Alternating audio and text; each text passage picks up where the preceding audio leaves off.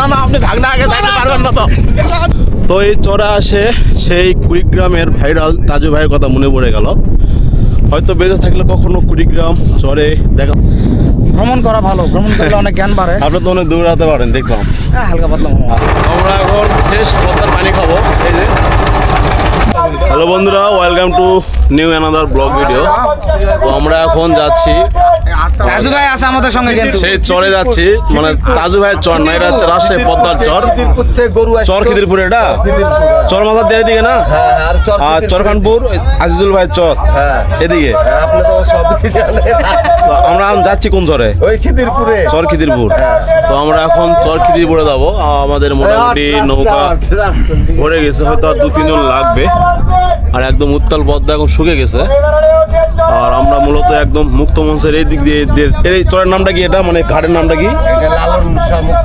লালন শাহ মুক্ত মঞ্চ ঘাট থেকে যাচ্ছি আমরা। তার যেভাবে ডাকানো হচ্ছে, এইভাবে পদ্মার পাড়ে এরকম লোক। তো বন্ধুরা, আমাদের নৌকাটি মাত্র ছেড়ে দিল চর খিদিরপুরের ঘাটের উদ্দেশ্যে। তো খুবই ধীরে যাচ্ছে, এখনও সেভাবে টান হয় নাই। আর একদম পরন্ত বিকেল, সুন্দর ঠান্ডা আবহাওয়া। দেখুন চাচা, কই থেকে আসছেন আপনি? আপনি কই থেকে আসছেন?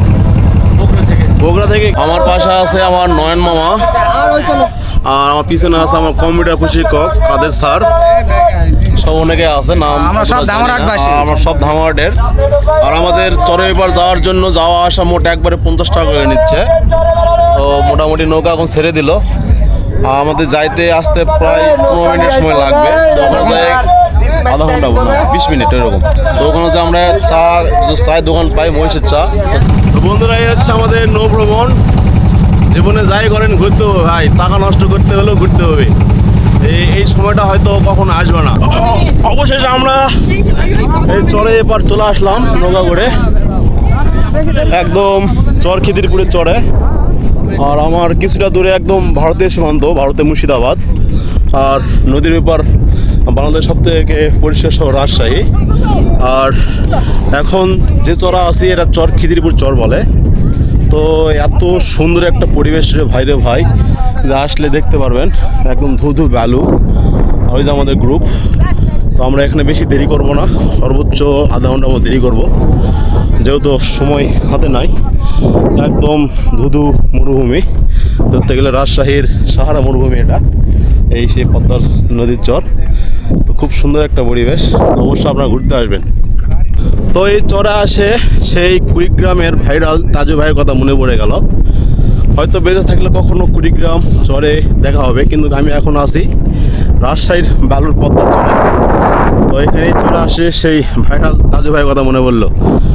এই যে সেই পদ্মা নদীর চর একদম। তো বন্ধুরা, আমাদের টিমটা, আমরা যেহেতু নৌকা করে ওপার যাব, তো যে নৌকা মালিক তার থেকে জিজ্ঞেস করে নেবো যে ওপার যেতে এবং আসতে কত টাকা লাগে। তো মামা, আপনি আমাদের একটা তথ্য দেন যে ঘাটের এবার থেকে এপারে চরে আসলে আপনারা কত টাকা করে নিচ্ছেন? 50 টাকা যাওয়া, 50 টাকা মাথা প্রতি যাওয়া আসা, মানে যাবো আবার আসবো। তো এভাবেই আপনারা চুক্তি করে নৌকাতে উঠবেন এবং একটু সময়তে আবার নদীর উপরে চলে যাবেন, মানে শহরের দিকে। আর এটা মূলত একদম চরের অঞ্চল, চর খিদিরপুর। তো এখান থেকে একটু দূরে গেলেই ভারতের সীমান্ত, মানে ভারতের জনপ্রিয় শহর, উত্তরবঙ্গের পশ্চিমবঙ্গ শহর। তো অবশ্যই এই রাজশাহী ক্লিন সিটিটা ঘুরতে আসবেন এবং এই চরে আসলে অবশ্যই আপনাদের মন ভালো লাগবে। তো আমাদের টিমগুলো একটু ওদিকে ঘুরতে আছে, তো তাদের সাথে একটু কথা বলবো। আমার চরে আসে কেমন লাগতেছে আপনার? আলহামদুলিল্লাহ অনেক সুন্দর। তো দুনিয়া আসলে অনেক সুন্দর। মাঝে মাঝে ভ্রমণ করা ভালো, ভ্রমণ করলে অনেক জ্ঞান বাড়ে। আপনি তো অনেক দৌড়াতে পারেন দেখলাম। হালকা পাতলা মামা, তোমার মতন না। না না মামা, আমরা গ্রুপ থেকে একটা চরে দৌড়ের একটা পুঁজি দাও শুরু করে দিয়েছি। না না আপনি ভাগনা আগে যাইতে পারবেন না তো। ধর ধর, চোর চোর চোর চোর চোর। আমরা চর থেকে ঘুরলাম, ঘুরে আবার শহরের দিকে ব্যাক করতেছি। আর এই যে আমাদের পুরো নৌকার যাচ্ছে, যে নৌকা যাচ্ছে, এখানে একটা নৌকা। এই যে ভাই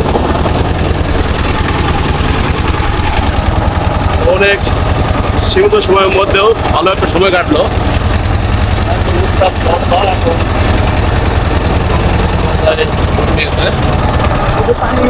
আমরা এখন ফ্রেশ পদ্মার পানি খাবো। এই যে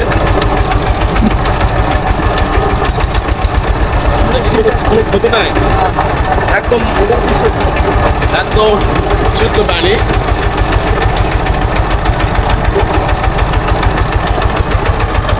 অনেক ভালো লাগলো এবং ঠান্ডা, অনেক ঠান্ডা। এখন যেভাবে যাচ্ছে আমাদের নৌকা, আর কিছু সময়ের মধ্যে আমরা পাড়ে পৌঁছে যাবো। তো অবশেষে আমাদের নৌকা পাড়ে আসলো। তো এই ছিল আজকের ছোট্ট একটি ভিডিও। তো এই যে পাড়ে চলে আসলাম, ভাই ধরে বন্ধুগণ নেমে আসলো। আজকে ভিডিও এই পর্যন্ত, সবাই ভালো থাকবেন।